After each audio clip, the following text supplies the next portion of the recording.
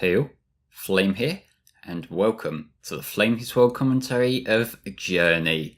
Now, this one, it may seem a little overdue given my love of games like this, and honestly, after playing this game for the first time not too long ago, at the time of recording, just a few days ago, I played this for the first time. This is something that I have missed out on for such a long time. I will give full disclosure going up front so you know the direction this commentary is going in. I absolutely adore Journey. It's maybe not the best game I've played in 2017, but it's definitely up there. This game, I had such a fantastic experience with this. That's no surprise to anyone who saw me gush over Abzu in that playthrough last year, because this is actually very similar in design.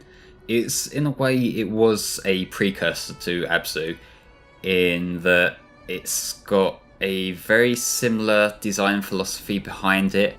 There's a lot of similar story beats, and there's also some staff who worked on both games. So yeah, this is kind of a similar deal going on here.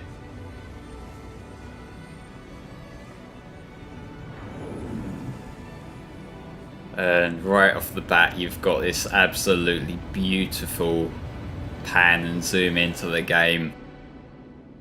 And there is our protagonist. This, I don't know if he has like a canonical name. I see a lot of people just refer to him as the robed figure or the traveller. And the traveller kind of makes more sense given what he's doing. He's on a journey. That is what he does here. Like, you start off in this actually gorgeous looking desert area, which to get a desert to look so nice is really quite the achievement. But what he does, he starts here, and this game is a story of him going on a journey. As the name implies, you might be able to piece that together. But this, you're going to see the title card in a second here. This is such an impactful start.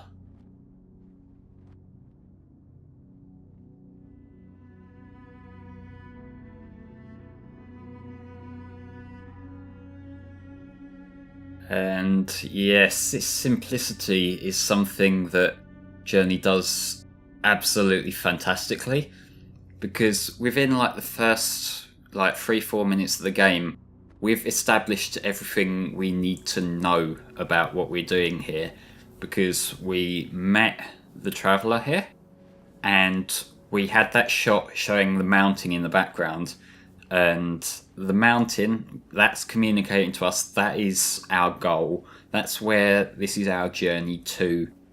And so you can kind of piece together from the very limited narrative beats that we have that the gameplay is going to be the journey between point A of this desert and point B of the mountain. And the fact that that's communicated so excellently with just like a few shots. This game doesn't actually have to tell us anything explicitly, because everything is just put there in front of us that we can see, we can interpret this. And that's simplicity done absolutely spot on. But that, what we just saw there, is in a way, it's a progress marker in that our jump is powered by this scarf that we have around our neck.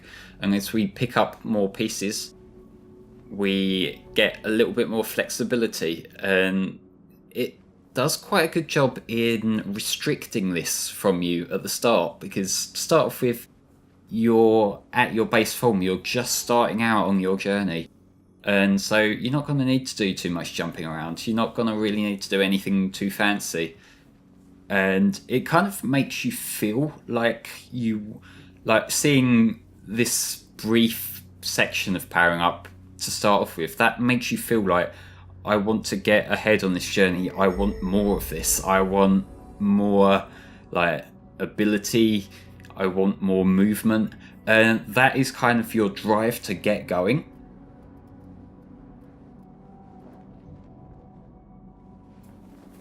And yeah, throughout the game there will be these little sections where you can do your little noise and it prompts these little figures to show imagery. And I'm not going to be showing off all of these, if only because I don't remember where all of them are. But I'll be showing off a few.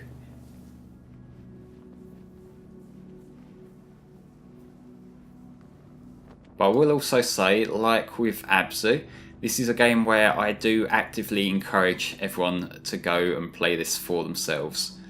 Because like watching it is one thing, and like with Abzu, I will be doing my best to tell you about why I love this game so much. But I think there's a special feeling you get throughout certain parts of this game that being in control, in the driver's seat if you will, it just connects with you so well. It's so fantastic. And this is our first real taste of free movement with the little scarves.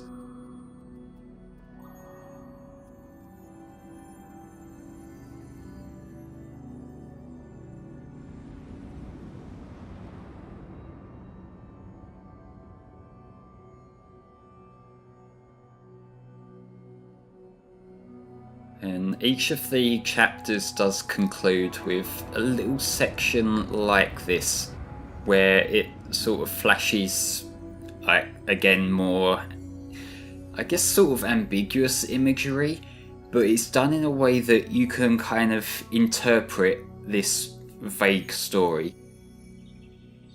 Again, it's a kind of thing where these story beats are kind of, you know, they're set in stone and you can kind of piece together how much progress you're making along on your journey whenever you get to one of these. These are like the landmarks, if you will. They're the little stepping stones along the way to the final goal of the mountain that you saw at the end there.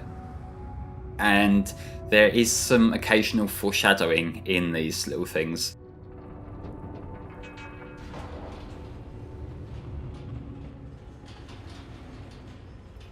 Each time that you conclude a chapter, it will show him, I think that's meant to be him either sitting down to pray or sitting down to meditate.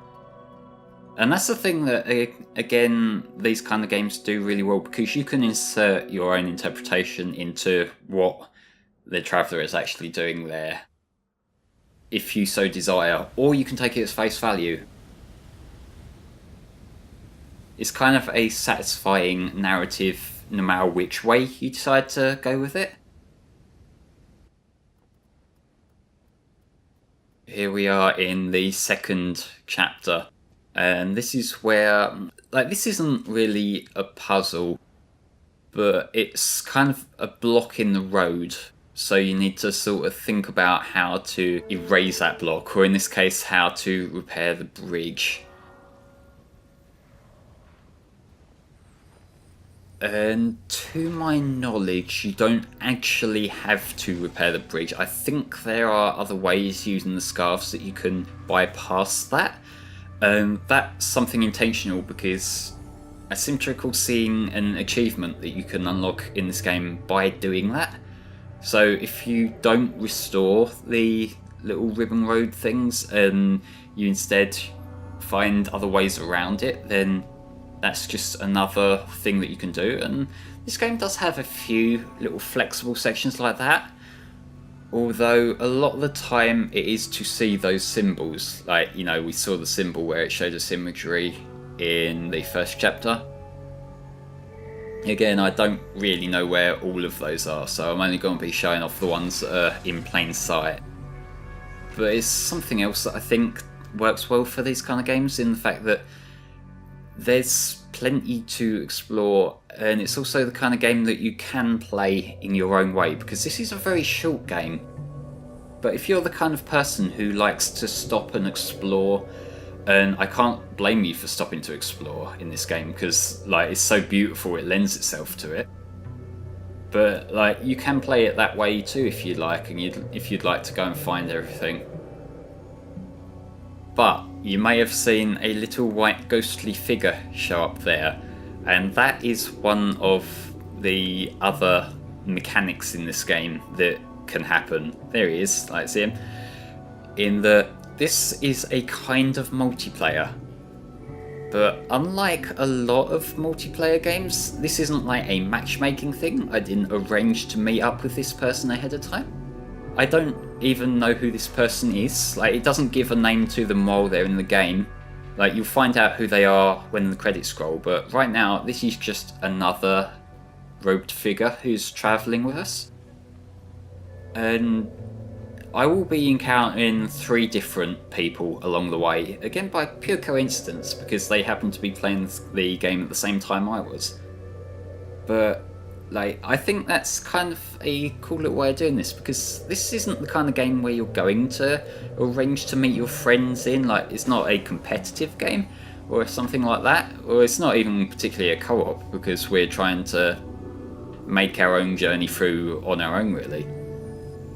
But it kind of adds a little bit of depth to the sense of a journey, in that we encounter other people along the way.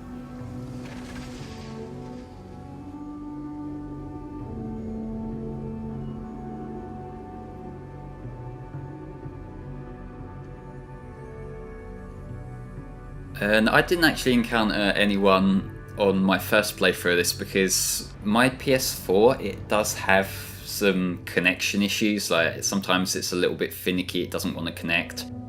Apparently that's quite a common thing with PS4s, because the Wi-Fi card isn't that great and I didn't really want to plug my Ethernet cord in. But the time that I played it to record the footage, I just encountered these 3 different people, and it's kind of cool, and it did actually make it feel a little bit different. Because although I was going along the same route, along the same journey, I was meeting up with people when I didn't before. And so I didn't just think like, oh, I'm gonna just replay the game again. I kind of felt that like this was just re-experiencing the journey through a different set of eyes almost.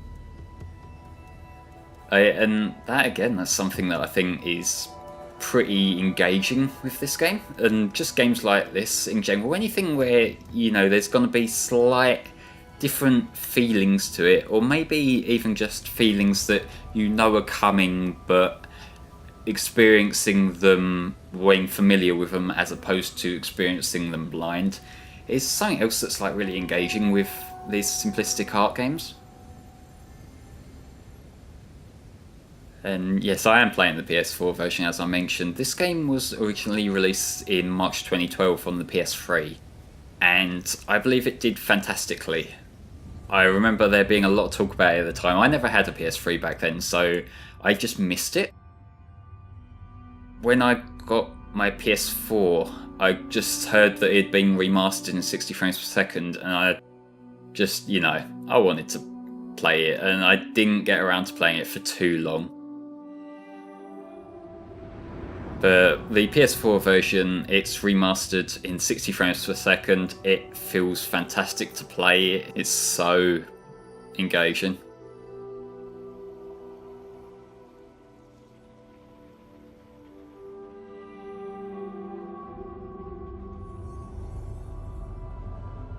This is showing that there's possibly been some history of travellers like us trying to embark on similar journeys, because you can see that they're all there in their own respective points. Maybe some got further than others did.